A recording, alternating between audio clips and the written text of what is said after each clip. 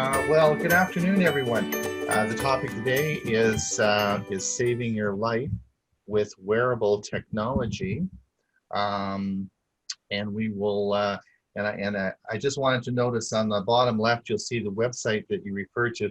It's actually Tech for Senior. There's no S on the end. .com. Our show we do on Monday is called Tech for Seniors with an S, but unfortunately that domain was taken. So there is no S on the senior. So that if you want to go and listen to part 1 or part 2, you can certainly go to that website and listen. All right.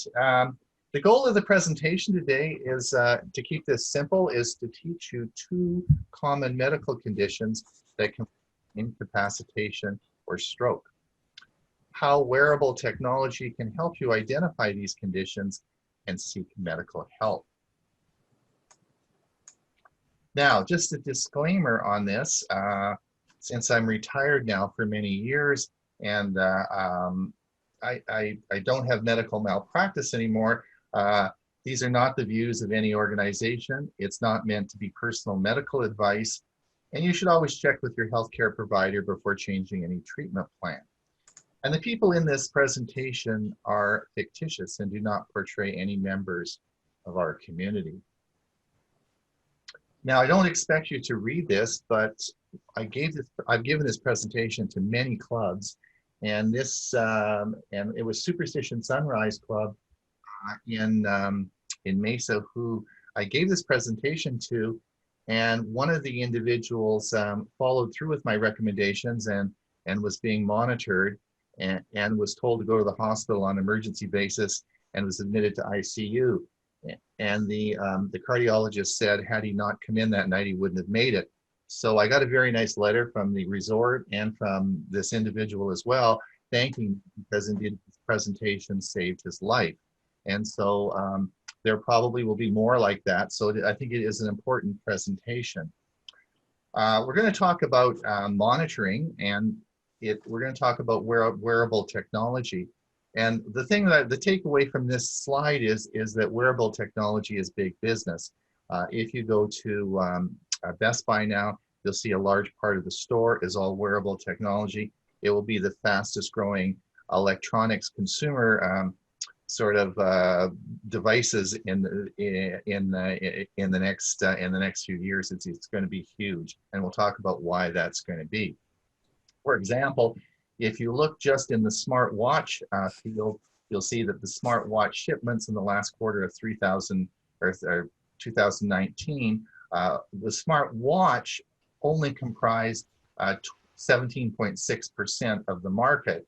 So the earwear, wristbands, and other things, and 29.5 million units were sold by Apple watches, and that was a 200% increase in the quarter for the same time the previous year.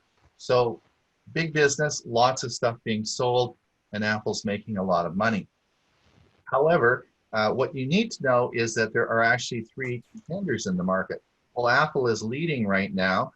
We have Samsung, and we'll be talking about them today. They're biting at Apple's heels. And also, as you probably remember from last year, Google bought Fitbit for $2.1 billion. And there will be, many of you have Fitbits, I have a Fitbit, you probably will know that they make a lot of products. And I would suggest to you that all this is going to be changing very rapidly. The Fitbit line will be changing more into medical devices in this, and it's going to happen very quickly. And part of what we saw was this particular doctor was Sherbati was involved, and we're going to talk a little bit about AliveCore. It's a company in the United States that was involved in pioneering a lot of the technology that Apple uses. And she was one of the chief technologists, as well as being a physician, involved in designing this. And this, she's been hired away from AliveCore and now works for Google. And we'll talk a little bit about that in a minute. But you'll see, you're going to see big changes in the Fitbit line. Now, the interesting thing about the Fitbit line is you'll see that of course they make a whole line of watches. Now, what we're going to talk about today is heart monitoring and cardiac monitoring, and the heart rate and cardiac monitoring. Now, this is being well defined with the Apple Watch, and we'll certainly talk about that. But since Dr. Sherbati went with Google, she found out that Fitbit actually has the capability of doing some of the things that the Apple Watch does. So they then started a study, and you'll see that they are actually looking for people to do a heart study, an atrial fibrillation study, which we'll talk more about today, and that is with Google now. And I'm not sure, this is where you would join the study, and I'm not sure if the study is finalized yet. I forgot to look at that before coming on today, but they were still looking for people to participate in the study if you had a Fitbit. Now, those of you who listened to this talk earlier this year are really happy with me because, of course, I talked you into participating in the Apple Heart Study, which is now closed, and you got a free Apple Watch 5 if you participated in the study. So that study is ongoing now, and this is an atrial fibrillation study, and they are indeed, that study is closed. So what we're going to talk about is my fictitious patient who lives where I live at Silver Ridge Resort in Mesa, Arizona. And Mary's a 74-year-old widowed lady who lives full-time at Silver Ridge Resort, and that's the entrance to our resort. Now, I just want to go over Mary's history. Mary has lived here for 7 years at the resort, and she's wonderful. Everybody loves Mary. Everybody has a Mary in their life. She lives by herself in a park model with an Arizona room, and she has a very good friend across the street who she walks with every morning at 9 a.m. And that's Alice. And Alice and Mary walk around the perimeter of Silver Ridge and then have a cup of tea. Mary's pretty active. I don't know about your place, but down where I am, everyone plays pickleball. Pickleball is crazy. Lots of people play pickleball. So Mary even plays some pickleball. So she's quite active. And of course, her highlight of the whole year is our Monday morning computer meetings at SilverCon CTC, right? Of course, I had to put that in. I made this up. So that's a literary license, we call it. Now, Mary has been widowed for 12 years. She has a daughter, Meg, who's an accountant and lives in Palm Desert, but she comes to visit once a month. Mary has pretty good computer skills, and she Skypes with Meg, and Mary doesn't drive anymore and uses Uber for transportation.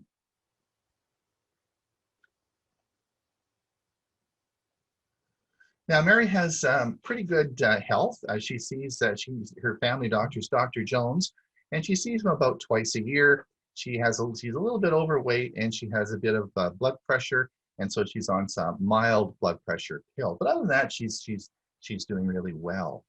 Now, on July 2nd, Mary was walking home from the mailroom and felt a little bit lightheaded.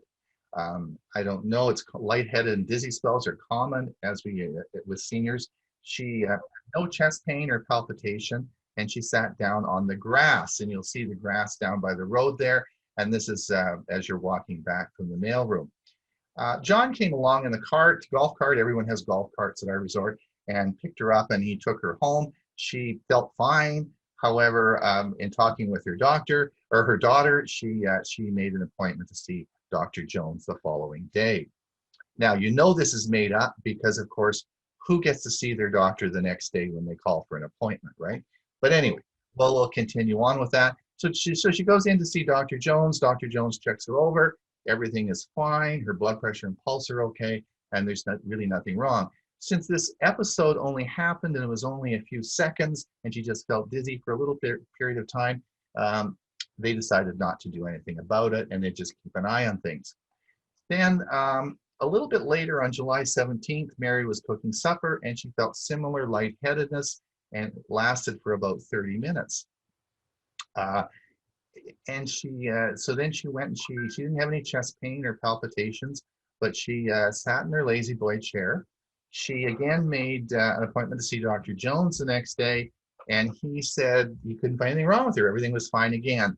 So Mary, but he said, since it was her second event, he said, we're going to send you for some testing. and we're going to monitor your heart, and we're going to do a bunch of things. So Mary said that would be fine, but she wanted to do it the following week because Meg was coming on Friday for dinner.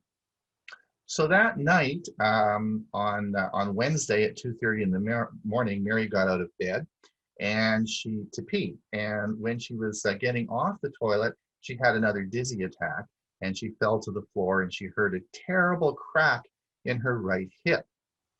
Now, she was in terrible pain, and she was wedged between the shower and the toilet. She couldn't move, and she called for help, but no one came. Now, this is a common problem because, of course, there is nobody in July at Silver Ridge Resort. Silver Ridge Resort is a resort that's most people are there in the winter time. So this creates a huge problem because there's nobody there in the summer. So Alice found Mary around 9 o'clock the next morning. And when the ambulance arrived, Mary was cold. She had a pulse of 46, and her blood pressure was 80/60, so she was in shock. On arrival to Banner Hospital, she had a temporary pacemaker put in. She was then transferred to ICU, where she was stabilized and had a permanent pacemaker. And she had her hip repaired, and to the delight of everyone, Mary had an uneventful recovery. Now she's back at Silver Ridge, but she has given up pickleball. So what was Mary's diagnosis? What could Mary have done to be better prepared? And what were the clues in her history that could be expanded on? Some of these we're going to discuss today. Others will be in part 2. Now, what was wrong? Let's talk a little bit about hearts. This is where I get to put my doctor's hat on. And there are actually 4 things that can go wrong with your heart. The 3 things that you see here today, we're not going to talk about these. If you look at the bottom right-hand side, you'll see where your arteries get plugged up. And this is sometimes you need stents, sometimes you need to take cholesterol medicine, sometimes you need bypass surgery. But we're not going to talk about that. That wasn't Mary's problem. On the left-hand side, with my nice little pulsating heart, it reminds us that there are 4 valves in the heart. And sometimes you need a valve job just like your car. But that's not what we're going to talk about. That's not what was Mary's problem. Sometimes, also, if you look at the top left slide, you'll see that there's an infection of the heart muscle that can cause heart damage. This actually is a big problem now with COVID-19, because the virus actually can attack the heart muscle. But that's not what we're going to talk about, and that's not what Mary's problem was. What we are going to talk about, though, is the electrical conduction system of the heart. Now, I know that there are members of your club like John and Bob, and these guys are really smart. I think you all are a real smart group. So I'm going to teach you all about the electrical conduction system of a heart in 30 seconds. Now, we teach medical students, usually it takes them a year to figure this out, but I know you can do it in 30 seconds. All you need to really know is if you look on the right side here, you'll see that that is a circuit breaker in your house. And you know that a circuit breaker either can be turned on or turned off. Excuse me. So and your heart has 2 circuit breakers in it. And we're only going to talk about the first circuit breaker, which is the one you'll see is called circuit breaker number 1. So if we turn the circuit breaker off, guess what? Your heart stops, okay? If we turn your circuit breaker back on, your heart would stop, and it can also fail in the on position, which would mean you would have too rapid a heart. So if you look then, we have you'll see the red line coming up here. That is the main wiring coming into your heart. And you will see, then you see circuit breaker number 1, and this either can fail in the open or closed position. And that's all you need to know, folks. That's what we take a whole year to teach medical students. Either fail in the closed or fail in the open position. And we're going to talk about why that's significant in a minute. All right. Now, as seniors, it's important that we know what your pulse is. Is your pulse too slow, or is your pulse too fast? And this is important to figure this out. Now, of course, you can measure your pulse. You can actually feel your pulse. But as you see, the seniors up here on the top left have some sort of devices on their wrist that actually record that. But it is really important that we know if your pulse, what your pulse is, and if it's too fast or too slow. So we need to monitor your pulse. Now, again, there are, you can, as I said in the top left here, you can see that you can actually take your pulse, but most people now will use some sort of device to monitor your pulse. And there are lots of different devices. The Apple Watch, of course, is one of them. And there's the Fitbit, Garmin, and we'll be talking about a bunch of those today. And these devices all will record your pulse. So this is really, really important. These are called activity trackers, and the activity trackers do a lot of things. But I've distilled this down into really why would I recommend for seniors these devices. And there certainly is your, we're going to talk today about your pulse.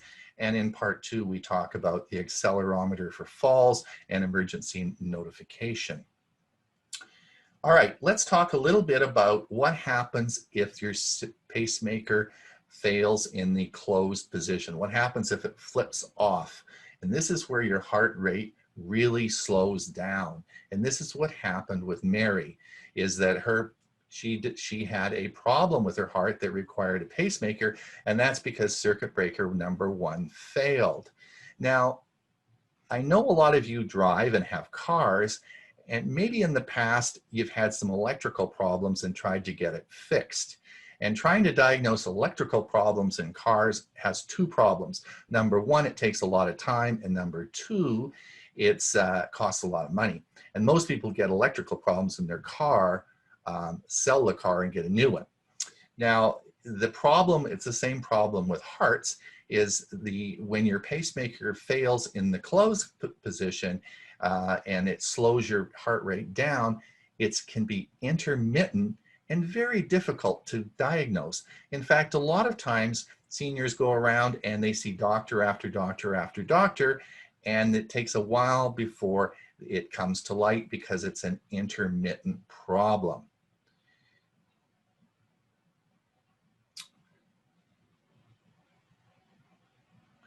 Now, on this situation, I wanted you to look at this diagram here, and we will show you, this is an incidence of cardiac pacemaker insertion by age group. And what I want you to look here is I want you to look and say, okay, is there anybody in this room today that's over the age of 60? Well, look what happens to the graph after the age of 60. The chances of you requiring a pacemaker by the time you get to be 85 is quite significant, somewhere around 70%.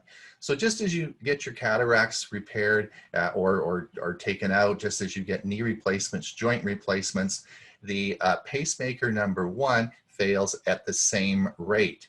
So this is very common to get pacemakers.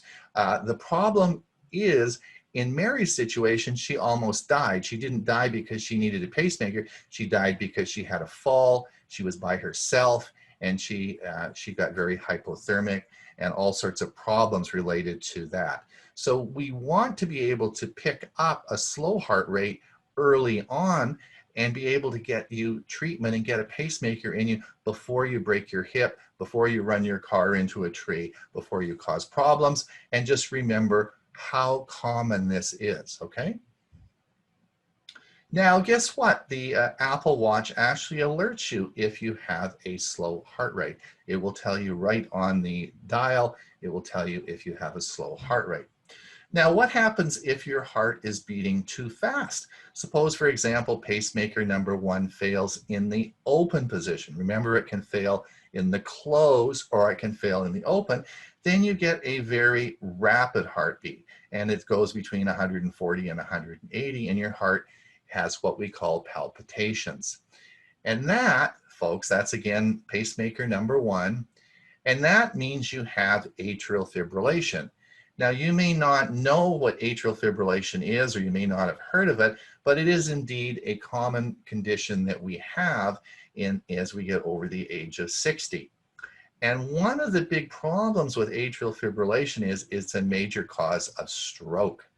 And you know, I'm having a lot of fun being a senior. The last thing I want is to have a stroke. And this is when pacemaker 1 fails in the open position.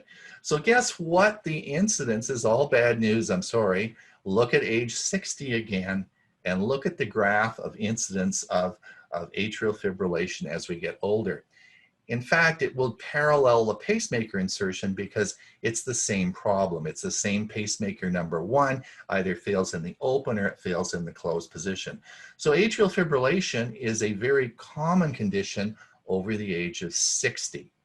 And this is a major factor in strokes. So again, we want to prevent strokes from happening, and so we want to diagnose atrial fibrillation in a because it's a common condition. And many times when I do rounds at the hospital and I stood around the bed and the family's looking at me as their dad had a bad stroke, they look at me and say, well, why did he have a stroke? And most oftentimes it was undiagnosed atrial fibrillation. Well, you're not going to believe this, but the Apple Watch tells you if you have atrial fibrillation. It will actually notify you. It monitors your heart, and it will tell you if your heart is going too slow, or it will tell you if it's going too fast. So 2 or 3 years ago, when Apple actually did the study, the original study, they did it through Stanford University, and they did this big Apple heart study to diagnose atrial fibrillation, and they found out that the Apple Watch does it very well. It's very accurate and precise. So I wanted to talk a little bit about ECGs. We're going to talk about that because the Apple Watch does that as well.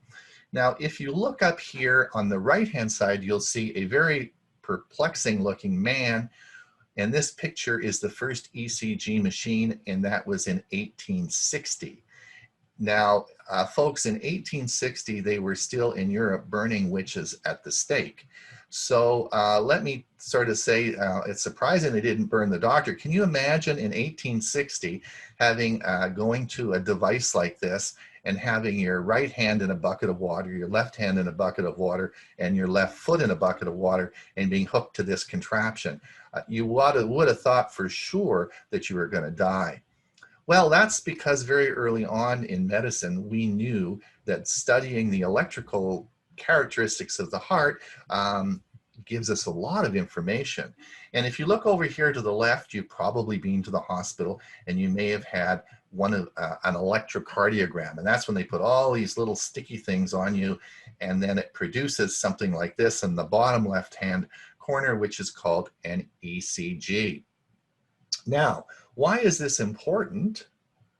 Well, because we can tell what your heart's done in the past with an ECG. We know the history of your heart. Have you been taking your blood pressure medicine? We can tell that by looking at an ECG. We can tell the present condition of your heart. You come to the emergency department, you have chest pain. We can tell if you're having a heart attack by doing an ECG. And we can also tell the future of your heart and predict the value of what's happening to it, again, through an ECG. So past, present, and future, we can actually get a lot of information doing this test. And they figured that out back in 1860. Guess what? The Apple Watch actually does an ECG.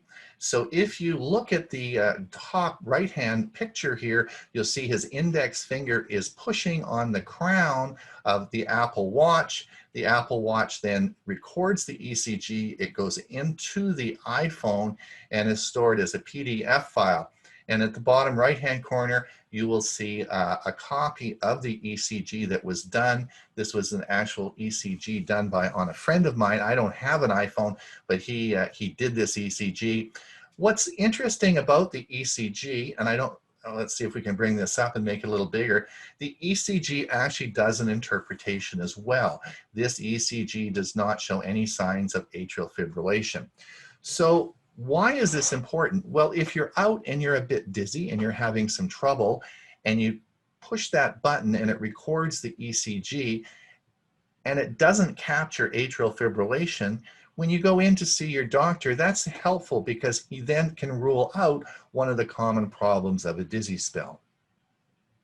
Now, the ECG is not an ECG that we do at the hospital. The ECG is only going to really tell if your heart's going too fast or too slow, or if you have atrial fibrillation. As you see here, this is an actual ECG that we do in the hospital, which is a lot more complicated than the one on your watch.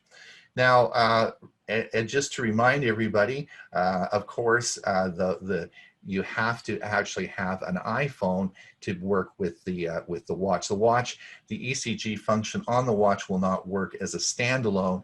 You need the iPhone to be had along with the watch. Again, this is what it looks like. Your watch will tell you exactly what's going on and if you have atrial fibrillation.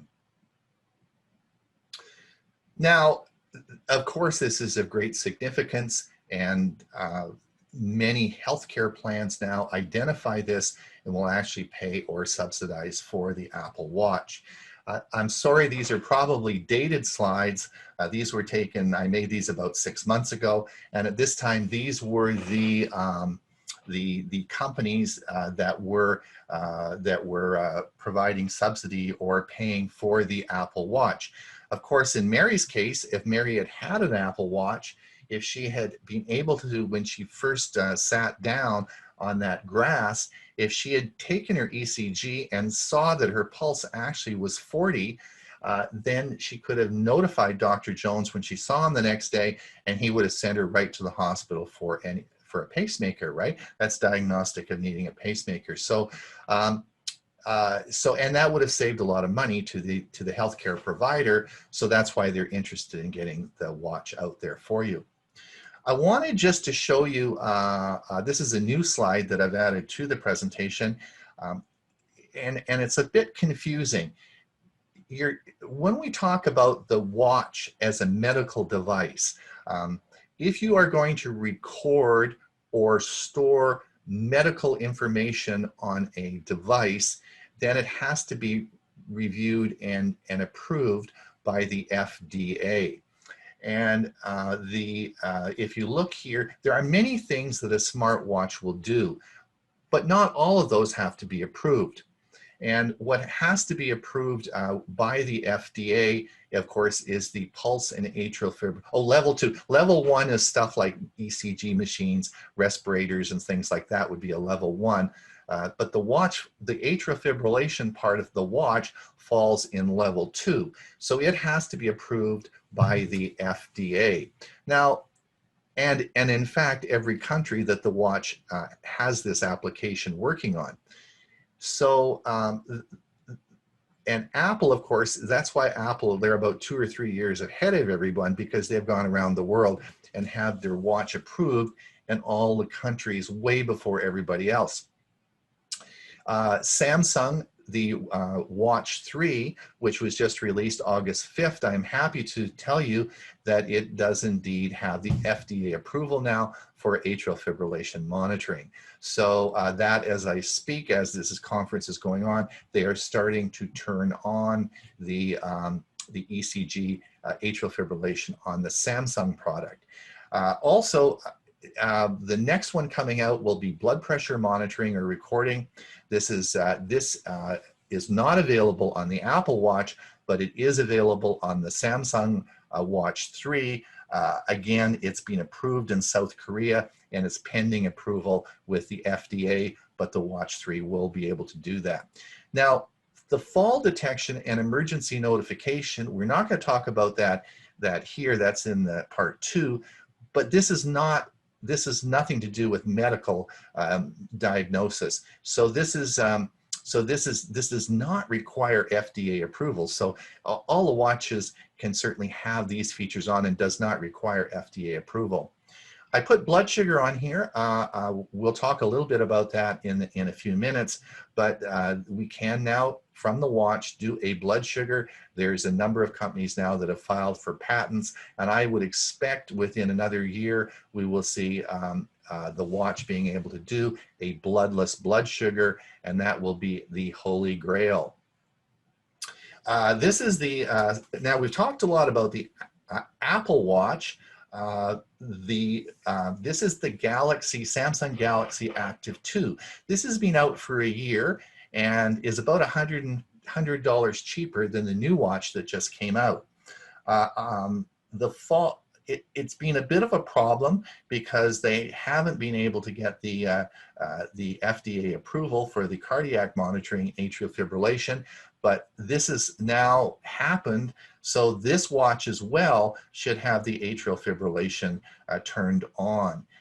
I don't know why they still don't have the fall detection on this one going, but it's capable of it, but hopefully they will get that done. This is the Apple watch killer, or it's nipping at their heels. This is the Samsung Watch 3, which released on August 5th, just a couple of weeks ago. I watched the virtual announcement of this and all the features. This is about $400 at Best Buy. You can purchase it now. This does atrial fibrillation monitoring, and it is available, and you can use it with an iPhone or an Android phone. So remember, the Apple Watch is only with the Apple products, but this can be used with either of them. Now we're going to talk a little bit about the company called AliveCar. Remember, I talked about that originally. You remember Dr. Sherbati got hired away. This company was formed by Dr. Albert and has been around for a number of years, probably I think over 10 years in the United States. They formed a lot of the technology that has been used, and they have a product out which allows you to monitor your pulse and look for atrial fibrillation. And I want to just show you this little video now and how this works.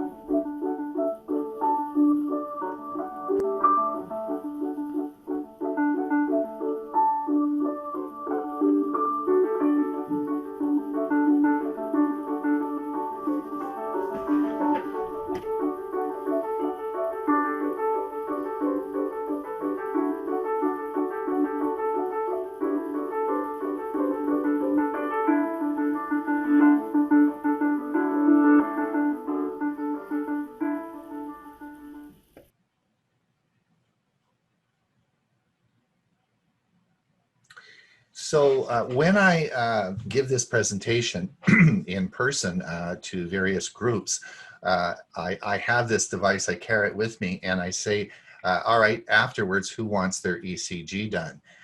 This one resort I was at, we had about 30 people come up afterwards and say, gee, I'd like you to do my ECG.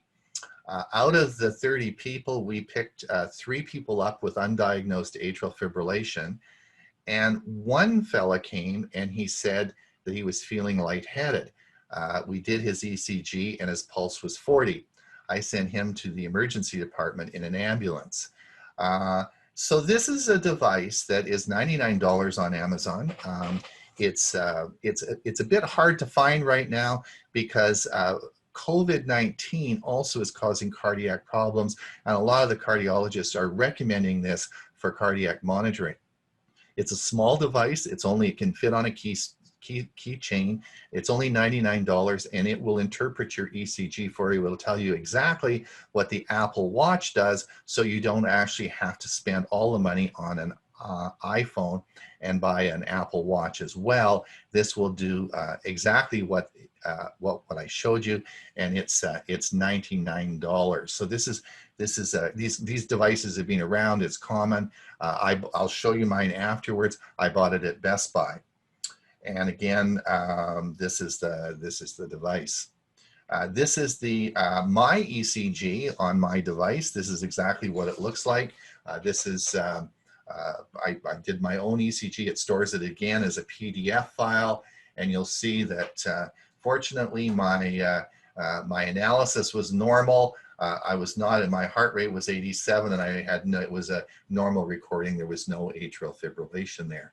And so that's what it looks like, and that's what the device can do.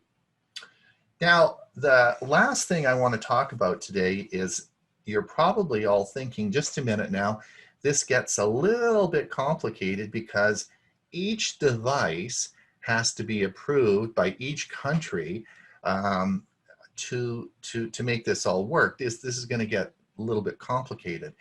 So AliveCor decided that they would do something a little bit different. They have an app, and the app is called Cardiogram, and it's available as an Android app or an iOS app as well. So it works on Apple iPhones, and it works on Android phones, and it's an app you download and you install on your phone, and it connects to any activity tracker. So whether you have Garmin, whether you have a Fitbit, or whatever tracker you have or monitor, it links into that, and it takes up the data, and it sends the data to a big computer in the United States where they monitor all this stuff, and it uses artificial intelligence to find out if you have any problems like atrial fibrillation or into something like that. And then it forms a partnership with your doctor or your HMO, and will actually send them the results instantly to if you're in trouble or need help. And this service is around $3 or $4 a month. So it's very reasonably priced, and I've signed up for it as well. And here's, I did get a notification. This occurred about a year ago, and this is what happens. This is, if you look over on the left-hand side here, this is some of the monitoring they did, and they found that you'll see here in the orange, if you see the spike, the large spikes on the left-hand side. Let me see if I can just blow this up a bit for you.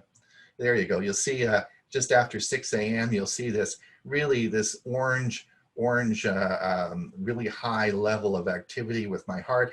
And so they wondered what I was doing and if I was in problems. So they sent a notification. Now, what would a 67-year-old senior be doing at 6:30 in the morning? And the answer to that, of course, would be playing golf. And so I play my 9-hole group, and I was out walking around the golf course, and of course my heart was pumping a little bit harder.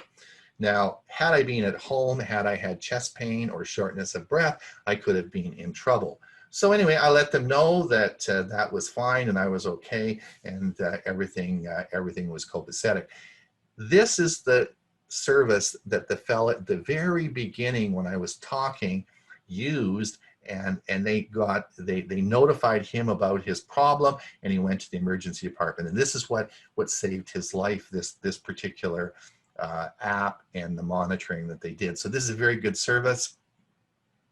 Now, the holy grail, cardiac monitoring is great. We're going to save lives, we're going to save strokes, but where we're going to make the big investment is going to be in the management of diabetes.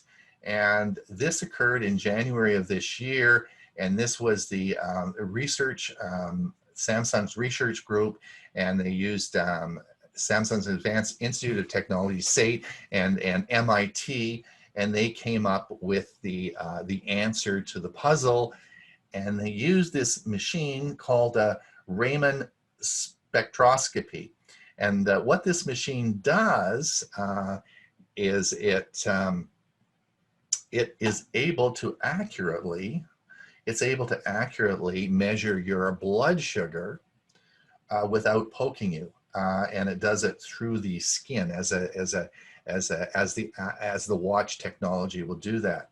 Now this, and I said this about 6 months ago when this came out, it's a race now to miniaturize this and put it into a watch. And this will revolutionize the treatment of diabetes and make the companies that provide these devices very, very wealthy, because this will be the future management of diabetes. And so this is going to occur quickly, and this is in the next year. I'm sure we'll see these devices out. All right, let's go back over again and just review. We've talked about today, we've talked about, you should all know about a slow heartbeat and that you need to know about that. And that requires a pacemaker. And you should also know about a very rapid heartbeat, which of course is atrial fibrillation. I want you just to remember, as you take away from the information from this, is that if you are over the age of 60, look at the graph and look at what's going to happen. We don't want you driving down the highway, running into somebody, or going through town and passing out at the wheel and running your car into a restaurant. We don't want you being like Mary, laying on the floor, not being able to get help. So remember, this is a common condition as we get over 60. I want you to also remember atrial fibrillation. I want you to remember age 60. I want you to remember that graph, and we don't want a stroke. Strokes are bad news. You probably will lose your ability to drive. You may require a long-term care. You may have to sell your house. Lots of big problems. In all my stroke victims I took care of, if I said, had you ever bought a $500 watch, we could have prevented all this, nobody would have ever said, I don't want that. In fact, they would have paid any amount of money to get their life back. So I think this is all very worthwhile.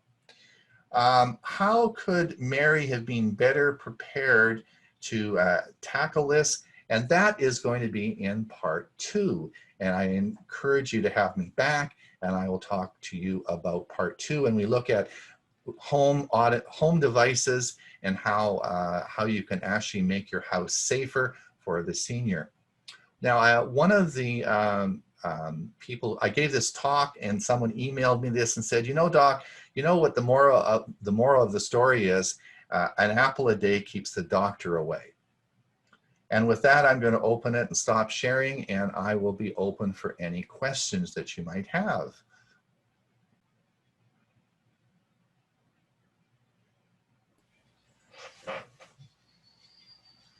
Bob?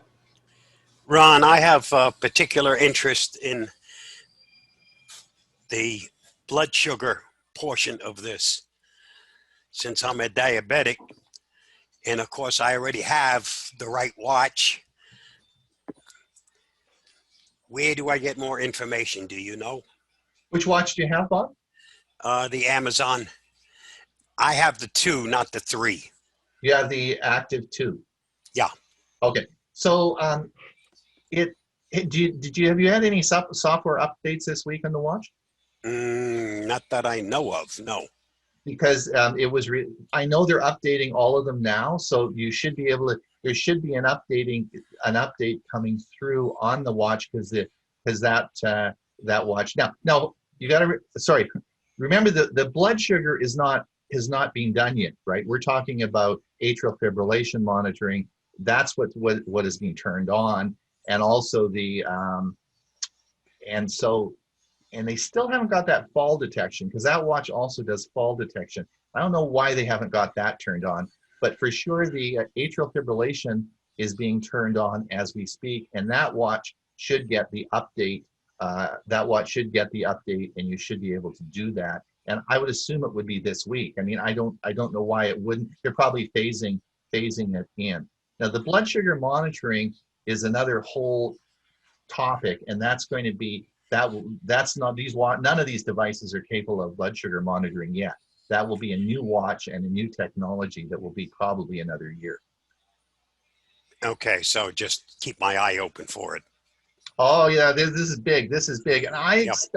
I'm sure Apple has got to be putting all their resources into this. It's just going to be such a huge thing. So I expected the watch. I sort of thought maybe 6 would have it, 5 didn't have it. Either 6 or 7, I'm sure will have it. But you got to get it right. The problem with blood sugar monitoring is you've got to get it right, and you don't want to put something out that isn't quite there yet. So, but it's going to come quickly. Juanita, you had your hand up next. I did have a question. I don't have an Apple Watch. I do have an Apple iPad and an Apple phone. My devices are probably over 5 years old. Will this If I buy an Apple Watch, will they be compatible with an older phone? What phone is it? I What would do you know? say it's 5 years old. It's probably an Apple 5 or 6. I think it's got to be now that is known for sure. It's a 6 or 7. So I don't think you'd have to check. Apple knows that, and it will tell you that.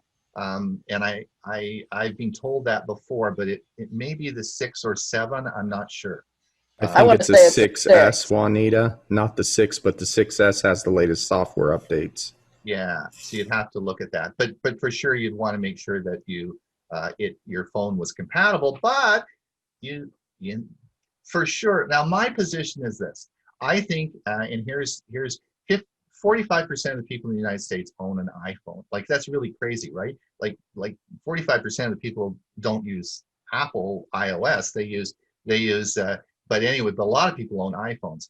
My personal feeling is, if you own an iPhone, you should have an Apple Watch. They're just that good, and the monitoring is there. And I think it's you should have it. If you don't own an iPhone, am I going to do it? No, I don't think so. I think if you don't own an iPhone and you're not in the Apple ecosphere, I think I'm going to go, I personally, I'm going to buy the Samsung Watch 3. I'm not an Apple person. I don't have an iPhone. I'm just not. And so, but lots of people are. So I'm certainly going to buy, my watch will be the Samsung Watch 3 that was just released, and I'm looking at that. They're just so expensive. So They are. anyway, they're so expensive. So anyway, that's life. But I still think the value is there. But if you do have an iPhone, and you are in the iPhone sort of ecosystem, then for sure you should have an Apple Watch. That's my recommendation. Okay, thank you. I just bought this last year, and I can't see spending $400.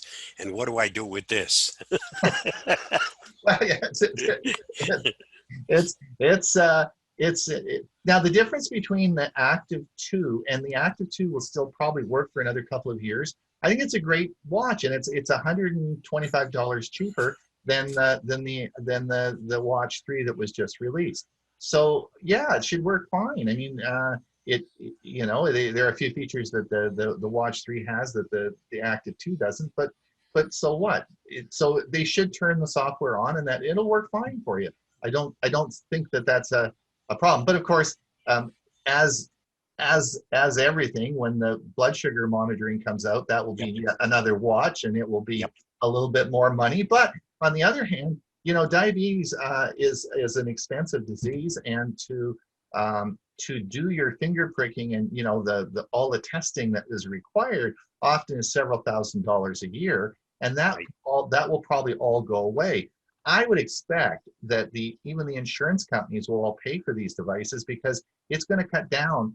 It's going to change the amount we have to pay in diabetes for blood sugar monitoring. And all these fingerprint stuff, all these glucometers, that's all going to go away, because you'll just wear the watch, right? You don't have to do any of that anymore. So that's all going to change. They'll also be able to monitor and be able to advise and prevent some of the diseases that are part of diabetes, only because you're now constantly monitored. So exactly, it's really fabulous. Yeah. I have one more question. Go ahead. I walked away from the iPad for a minute when you had the slide up for the insurances. I did not see Medical Mutual, and that's what I have. I do not. These were just 3 that I picked up on. You need to call them and say, hey, I was listening to a talk on, Apple Watch and blah, blah, blah, and then say, do you subsidize or pay for that? I think you just have to phone your insurance, because it changes all the time. And I just don't know. You'd have to phone them and ask them. Okay, thank you.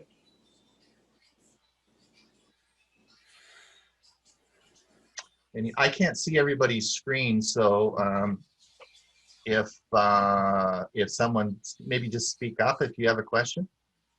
Well, Ira and Gregory both unmuted. Do you gentlemen have questions? Well, Go ahead, Nancy.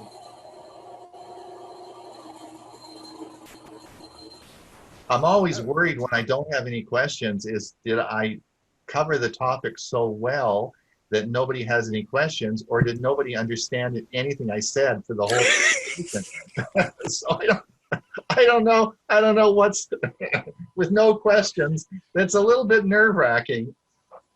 Well, to make you feel better, Ron, I went to Apple's website and added an Apple Watch to my cart and said, do I really need to buy this? But I want it now. You know, it's very interesting because it's a very powerful talk, and it's not uncommon. One resort I gave this at, 3 people came up afterwards and said they'd already ordered it in the middle of my presentation. They'd gone on Best Buy's website and they'd already booked the watch and they were picking it up on the way home. All right. So Ron, Nancy Grauer here. Can you hear me? Yes, I can. Okay, if you buy a Samsung Watch 3 and it does all this recording and you don't have a phone, is it just recorded and saved on your watch? No, you have to have a smartphone. You have to work all of these things Yes. with a smartphone. It all works through the app on a smartphone.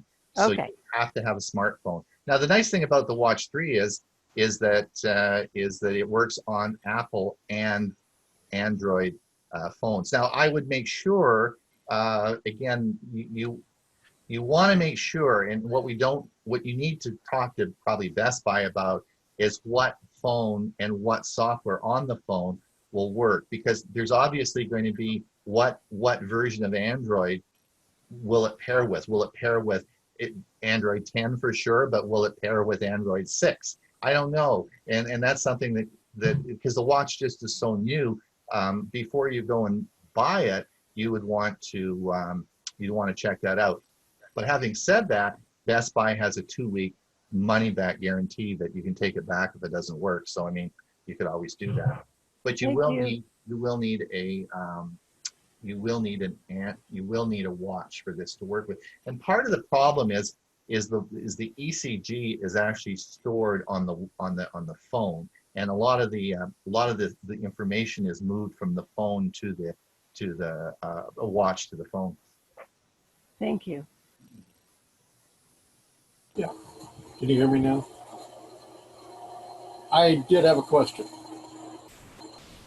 The Android phone you were talking about, I have an LG, which I've had other things not work on.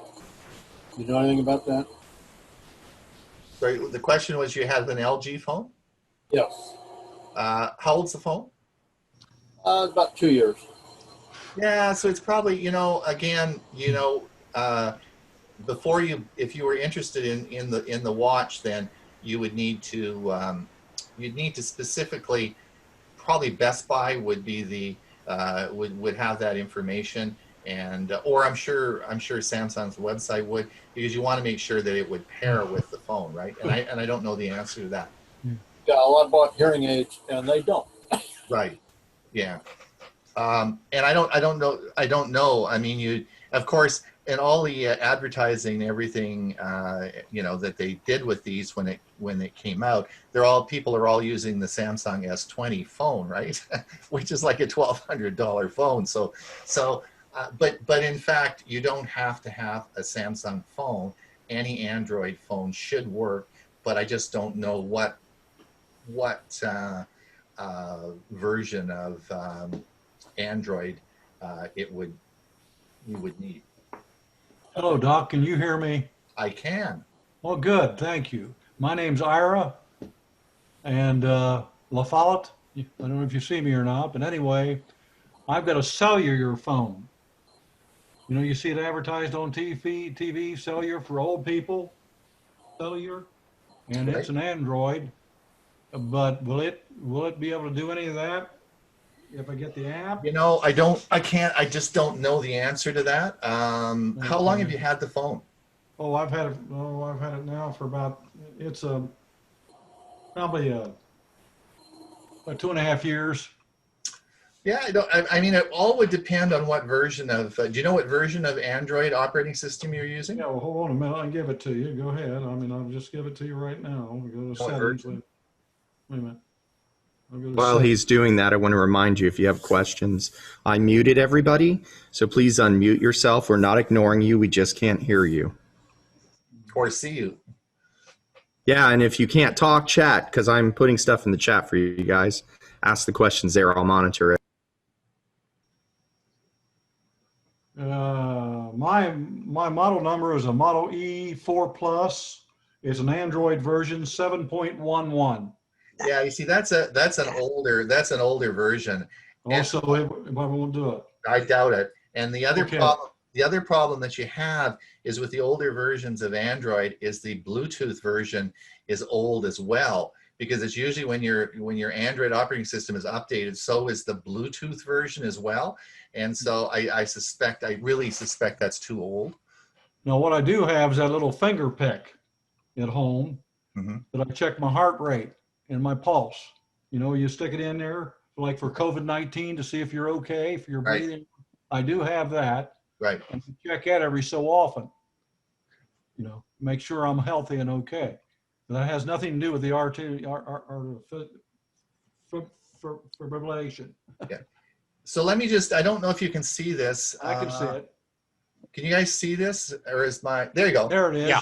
That little pad you have with both fingers on each side. So this I is spotlighted your video, so everybody should see it full screen now. So this is the device, the little device that I showed you in the movie there, and this is what and again, this is a great device. It's $99, and you know you can use it. It's and it does an ECG, and it tells you if you have atrial fibrillation. So if you have a little dizzy spell, you just put your two fingers on here, and it'll do it for you. So this is a good way if you don't have a smartphone and you're concerned. $99, and it's available on Amazon, delivered today. You know, like, it's pretty good deal. And don't forget the other thing that I know we keep talking about the Apple Watch, but the Cardiogram app is really great. $3, you know, $3 a month to have your heart monitored, and it's great too. So there's other things other than spending a huge amount of money to do that, because there's other options. Okay. Ron, hey Ron, I Yes. just checked Amazon, and those are at $89 now, and you get one Tuesday if you need one. $89. $89, you get one by Tuesday. Excellent. Now, do they have them in stock? Yes, they do. Okay. What's the name of them? What's the name of it? It's called Cardia Mobile. Cardio Mobile. Okay. Cardia, CARDIA Mobile. And I don't know if you can see. You see the box? Yes. That's what the box looks like that it comes in. But you do need a smartphone in order. No. Yes. Oh, but he's saying I yes, don't. Yes, you. No, you need it. You need the app. You need the app on the smartphone. So it won't work for my cellular then? No. You know, well, you know, that's a good question. You have version 7. It might. There's nothing really technologically. It would be if the Bluetooth would pair, and you know, give it a try. I wouldn't order it on Amazon. Go down to Best Buy and get it, and then try That it. way I can take it back if it doesn't work. Yeah, take it back to Best Buy. If Okay. it doesn't work. Hey, Ron, we have a question in chat, but before I do that, James, you found it on Amazon? Do you know how to paste the link in chat? Or if you could email it to us, we'll send it out. That's okay. We can find it. They advertise it now for $89. It says 99 and it has a slash through it, and it's 89. It has been that way for a couple of months. As I said, part of COVID-19 is it affects the heart, and it can actually cause heart problems. And so a lot of cardiologists are using this for monitoring. People go home, they get into these weird rhythms with their heart. And so they're using, a lot of cardiologists are recommending this and sending it home. So it's sometimes it's hard to find, you know, because it gets sold out, but that's great. That's great. $89. Good deal. So the question in chat was from Terry. how does that compare to the AliveCore Cardia Mobile 6L FDA cleared wireless 6 lead? That must be a new one. Now this is a single lead, so the 6 lead would give you a lot more information. That's probably the one where it actually sits on your knee. So we need a third point to make it work. So you actually put it on your knee, and then you take both fingers.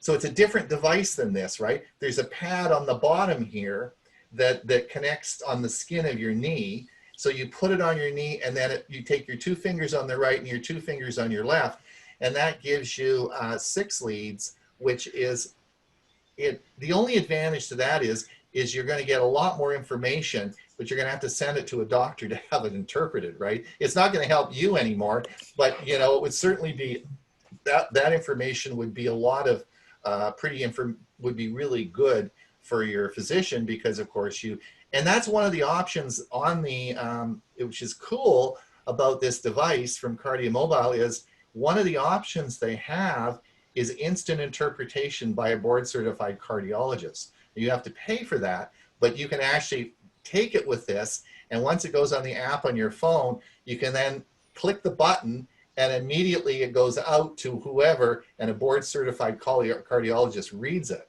Now that's pretty cool. I mean, whatever the advantages that would be, but it's but certainly that's available as part of that device. Harry also pointed out that the 6L model is only $50 more. Mm-hmm. But I'm not sure, unless you have a relationship. If you didn't have any problems and you just wanted this to maybe keep an eye on if you have atrial fibrillation, if you had a little dizzy spell, then I don't think it's worth spending the extra money, okay? Because it's not going to help you in any specific way. Now, if you had a heart problem and you were working with a cardiologist, then yes, maybe that would be better, because it's going to give him a lot more information, right? So I mean, it just depends how you're going to use it. So Doc, let me ask you again here. On that app that you were talking about, you don't use the app. You go to you go to your Bluetooth and put it on and see if it connects with the Bluetooth. It'll do that all for you. You would just install the app on your phone. Okay, what's the name of the app is what I'm trying to figure out. It would be the Cardiogram app. It'll tell you exactly when you buy it. It's on the box. It tells you. It'll be in the. Do you have an Android phone? So you go to the Play Store and just go to the Play Store, and it'll be in the. I'll see if it's in there now. Yeah, it's in the Play Store. It'll be in the Play Store. Okay, thank you. Terry commented, "Thanks for the answer, super presentation." So you did well. Maybe Well, I enjoyed it because I'm pushing up there. Right. A lot of us are. We're well above 60. Most of us are. That's right. That's right. That's right. And so remember the statistics, and that's the important thing. We forget, because we have cataracts and we get our cataracts fixed. We have our arthritis in our hip. We get our hips repaired. There are lots of things that we do. We forget about our heart. And it's just the same as the rest of the parts of our bodies. They start to fail. And unfortunately, when with Mary, as you saw, that could have been a fatal episode, and she could have died. And in fact, in my practice, it happened. It happened a number of times where people died of something that was quite simple to solve. I mean, having a pacemaker inserted is not an operation. It's a daycare procedure, right? And it's not open heart surgery. It's a relatively simple procedure that's done, and it had amazing results, that could have affected her life. So we really want to pick that up. And the other one is if atrial fibrillation is bad. You do not want to have atrial fibrillation. If you do have atrial fibrillation, you need to have your doctor monitor it and treat it. So again, you don't want to have a stroke. So a couple of things you need to be aware of.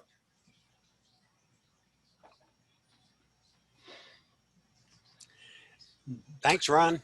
All right, I will have this presentation probably up later on today, and I'll send you the link so you can watch it again, so you don't have to keep notes. All the information will be there. It'll be a YouTube video, and you can just play it later. Okay. also, before you leave the meeting, the chat will disappear. While Ron was talking, I put in links to an inexpensive iPhone. It's actually newer than the iPhone 11, $399. Yeah. The Apple Watch, the Samsung Galaxy Active 2 watch, and then I did find the link on Amazon for the EKG Alive course. So if you want all that, save the chat. There's a, if you open up chat, there'll be a ... an ellipsis button at the bottom. Click that and choose Save Chat. Okay. And have me back for part 2. Part 2 is even better. Yeah, I want you back. I want to hear part 2. Part 2 is even better. All right, you guys, I got to go and have lunch. I'm getting hungry. Absolutely, and I do appreciate it. I fit the criteria you're talking about. So Ron, I see you tomorrow morning. See you tomorrow morning, Bob.